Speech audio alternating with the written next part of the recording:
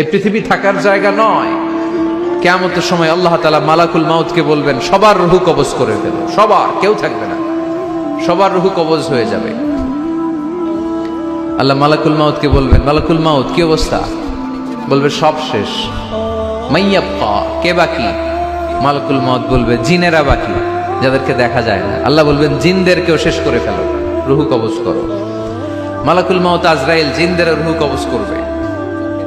আল্লাহ এবার জিজ্ঞেস করবে, ইয়া মালাকাল মাউত আখবিরনি মাইয়াবকা, এবার বলো আর কে বাকি? মালাকুল মাউত বলবে, আল্লাহ মানুষগুলো সব শেষ, জিনগুলাও শেষ, এবার বাকি ইবলিশ শয়তান, ইবলিশরেও শেষ করো, ইবলিশও শেষ।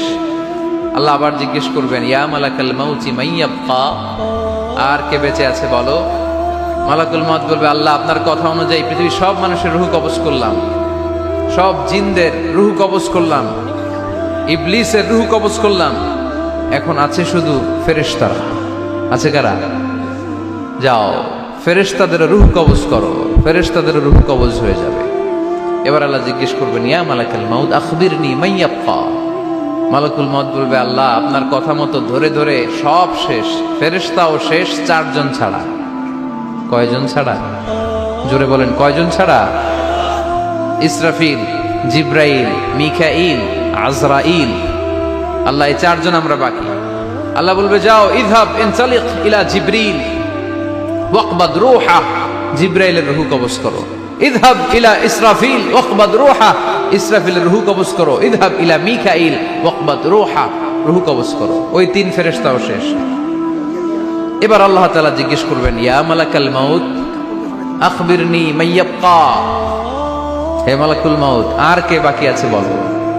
মালাকুল মাউত বলবে, আল্লাহ আপনার কথা মতো মানুষগুলো শেষ, জিনগুলো শেষ, ইবলিশ শেষ, আমার বাকি 3 ভাই ইসরাফিল, মিকাইল, জিব্রাইলও শেষ, শুধু আমি, শুধু আমি। আল্লাহ বলবেন, কেউ নাই? মালাকুল মাউত বলবে, না আল্লাহ কেউ নাই। এবার আল্লাহ তাআলা বলবেন, মালাকুল মাউত তুমি তো সবাই রে মারছো, এবার তুমি মরো, এবার তুমি মরো, তুমি মরো। শোনার সাথে সাথে মালাকুল মাউতের কাঁপুনি ছুটে যাবে, খিঁচুনি এসে যাবে ভয়ে। আল্লাহ বলবেন, কাঁপুনি দিয়ে তো লাভ নাই, কারণ কুল্লু নাফসিন যায়িকাতুল। রাব্বুল আলামিন বলবেন, মালাকুল মাউত কেঁদো না, এটাই দুনিয়ার বিধান, আমি আল্লাহর দেয়া বিধান, এটাই জন্মালেই মরতে হয়। যাও জান্নাত জাহান্নামের মাঝখানে একটা জায়গা আছে, জায়গাটার নাম হলো আরাফ। এই আরাফের মধ্যেখানে যে দাঁড়াও, ওখানে যে মালাকুল মাউত কাঁপতে থাকবে। মালাকুল মাউত বলবে, আল্লাহ সৃষ্টি শুরুতে যদি জানতাম, সৃষ্টি শুরুতে যদি জানতাম সবাইকে মৃত্যুদান করার পরে, রূহ কবজ করার পরে আমাকেও মরতে হবে, তাহলে এই কঠিন দায়িত্বের ব্যাপারে আপনার কাছে ক্ষমা চাইতাম। আজকে আমারও যে ভাগ্য বরণ করে নিতে হবে সৃষ্টির শুরুতে, আমি এটা কল্পনাই করতে পারিনি। আল্লাহ বলবেন, নো টক, মুত, ইয়া মালাকাল মাউত, মর, মরে যা, মুত, মরে যাও।